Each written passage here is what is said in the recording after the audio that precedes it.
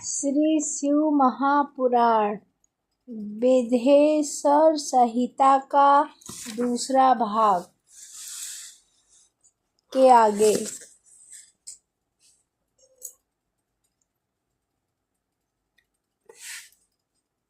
साध्य साधन आदि का विचार तथा श्रवण कीर्तन और मनन, इन तीन साधनों को श्रेष्ठता का प्रतिपादन। व्यास जी कहते हैं, सूत जी का ये वचन सुनकर वे सब महर्षि बोले, अब आप हमें वेदांत सार स्वरूप अद्भुत शिव पुराण की कथा सुनाइए। सूत जी ने कहा, आप सब महर्षिगण रोग शोक से रहित कल्याण में भगवान शिव का स्मरण करके पुराण प्रवर शिव पुराण की जो वेद के सार को तत्व से प्रकट हुआ है कथा सुनिए। शिव पुराण में भक्ति, ज्ञान और वैराग्य, इन तीनों का प्रतिपूर्वक गान किया गया है और वेदांत वेद सदुदस्थ को विशेष रूप से वर्णन है। इस वर्तमान कल्प में जब श्रेष्ठ कर्म आरंभ हुआ था, उन दिनों 6 कुलों के महर्षि परस्पर वाद विवाद करते हुए कहने लगे, अमुक वस्तु सबसे उत्कृष्ट है और अमुक नहीं है। उनके इस विवाद ने अत्यंत महान रूप धारण कर लिया। तब वे सब के सब अपने शंका के समाधान के लिए सृष्टिकर्ता अविनाशी ब्रह्मा जी के पास गए और हाथ जोड़कर विनय भरी वाणी में बोले, प्रभु, आप संपूर्ण जगत को धारण पोषण करने वाले हैं तथा समस्त कारणों के भी कारण हैं। हम ये जानना चाहते हैं कि संपूर्ण तत्वों से परे परस्पर पुराण पुरुष कौन है। ब्रह्मा जी ने कहा, जहाँ से मन सहित वाणी उन्हें न पाकर लौट आती है तथा जिनसे ब्रह्मा विष्णु रुद्र और इंद्र आदि से युक्त ये संपूर्ण जगत समस्त भूतों एवं इंद्रियों के साथ पहले प्रकट हुआ है, वे ही ये देव महादेव सर्वज्ञ एवं संपूर्ण जगत के स्वामी हैं। ये ही सबसे उत्कृष्ट है। भक्ति से ही इनका साक्षात्कार होता है, दूसरे किसी उपाय से कहीं इनका दर्शन नहीं होता। रुद्र, हरि, हर तथा अन्य देवेश्वर तथा सदा उत्तम भक्ति भाव से उनका दर्शन करना चाहते हैं। भगवान शिव में भक्ति होने से मनुष्य संसार बंधन से मुक्त हो जाता है। देवता के कृपा प्रसाद से उनमें भक्ति होती है और भक्ति के देव सागर देवता का कृपा प्रसाद प्राप्त होता है।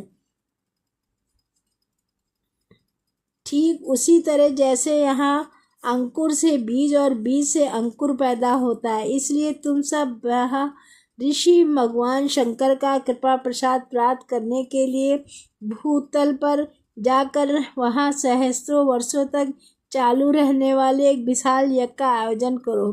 इन यज्ञपति भगवान शिव की ही कृपा से वेदोक्त विद्या के सारभूत साध्य साधन का ज्ञान होता है। शिव पद की प्राप्ति ही साध्य है, उनकी सेवा ही साधन है तथा उनके प्रसाद से ही जो नित्य नैमित्तिक आदि फलों का ओर से निष्पू होता है, वही साधक है। वेदोक्त कर्म का अनुष्ठान करके उसके महान फल की भगवान शिव के चरणों में समर्पित कर देना ही परमेश्वर पद की प्राप्ति है। वही सालोक्य आदि के लिए कर्म से प्राप्त होने वाली मुक्ति है। उन पुरुषों की भक्ति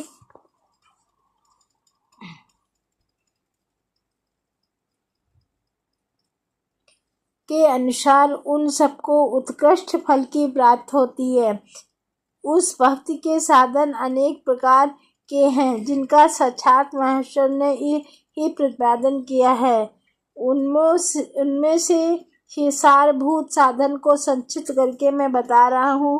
कान से भगवान के नाम गुण और लीलाओं का वर्णन श्रवण वाणी द्वारा ही, उनका कीर्तन तथा मन के द्वारा उनका मनन, इन लोगों तीनों का महान साधन कहा गया है। तात्पर्य यह है कि महेश्वर का श्रवण, कीर्तन और मनन करना चाहिए। ये श्रुति का वाक्य हम सबके लिए प्रमाणभूत है। इसी साधन के संपूर्ण मनोरथों की सिद्धि में लगे हुए आप लोग परम शांति को प्राप्त हों।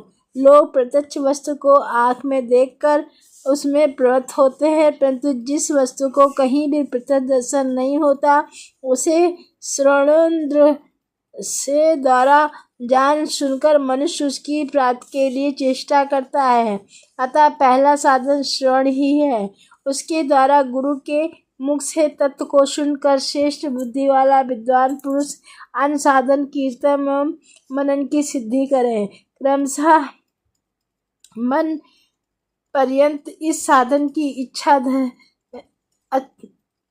की अच्छी तरह साधना कर लेने पर उसके द्वारा शालोक आदि का क्रम से धीरे धीरे भगवान शिव का सहयोग प्राप्त होता है। पहले सारे अंगों के रोग नष्ट हो जाते हैं, फिर सब प्रकार का लौकिक आनंद भी विलीन हो जाता है।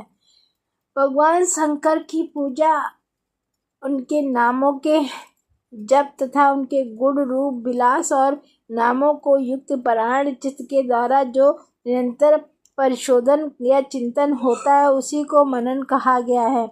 वह महेश्वर की कृपा दृष्टि से उपलब्ध होता है।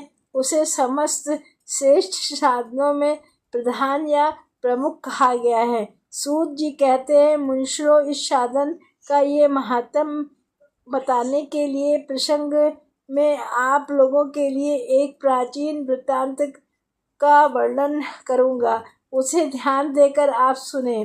पहले की बात है, पराशर मुनि के पुत्र मेरे गुरु व्यासदेव, जो सरस्वती नदी के सुंदर तट पर तपस्या कर रहे थे। एक दिन सूर्य तुल्य तेजस्वी विमान से यात्रा करते हुए भगवान सनत कुमार अकस्मात वहां जा पहुँचे। उन्होंने मेरे गुरु को वहां देखा। वे ध्यान में मग्न थे। उससे जागने पर उन्होंने ब्रह्मपुत्र सत्य कुमार जी को अपने सामने उपस्थित देखा। देखकर वे बड़े वेग से उठे और उनके चरणों में प्रणाम करके मुनि ने उन्हें अर्घ्य दिया और देवताओं के बैठने योग्य आसन भी अर्पित किया। तब प्रसन्न हुए भगवान सनत कुमार विनीत भाव से खड़े हुए व्यास जी से गंभीर वाणी में बोले, मुने, तुम सत्य वस्तु का चिंतन करो। वह सत्य पदार्थ भगवान शिव ही है, जो तुम्हारे साक्षात्कार के विषय होंगे। भगवान शंकर का अवश्य कीर्तन, मनन, ये तीन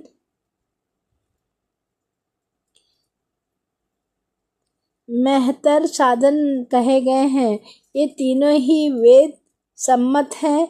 पूर्व काल में ही दूसरे साधनों के संभ्रम में पड़कर घूमता गहनता मंदराचल पर जा पहुंचा और वहां तपस्या करने लगा। तदंतर महेश्वर शिव की आज्ञा से भगवान नंदिनी केशर वहां आए। उनकी मुझ पर बड़ी दया थी। वे सबके साक्षी तथा शिव गणों के स्वामी भगवान नंदकेश्वर मुझे स्नेहपूर्वक मुक्ति का उत्तम साधन बताते हुए बोले, भगवान शंकर का श्रवण, कीर्तन और मनन, ये तीनों साधन वेद सम्मत हैं और मुक्ति के साक्षात कारण हैं। ये बात स्वयं भगवान शिव ने मुझसे कही है। अतः ब्रह्मांड, तुम श्रवणार्थी लोगों के साधनों का ही अनुष्ठान करो। व्यास जी ने बारंबार ऐसा कहकर अनुगामियों को सहित ब्रह्मपुत्र सत्य कुमार परम सुंदर ब्रह्मा धाम को चले गए। उन प्रकार भ्रूण काल में इस उत्तम वृत्तांत का मैंने संक्षेप में वर्णन किया है। ऋषि बोले, सूत जी की श्रवणादि तीन साधनों को आपने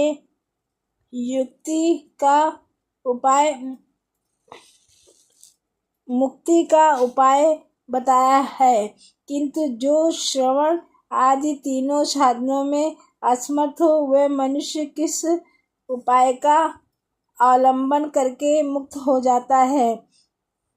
किस साधन भूत कर्म के द्वारा बिना यत्न के मोक्ष मिल जाता है? आगे 3-4 भाग कल।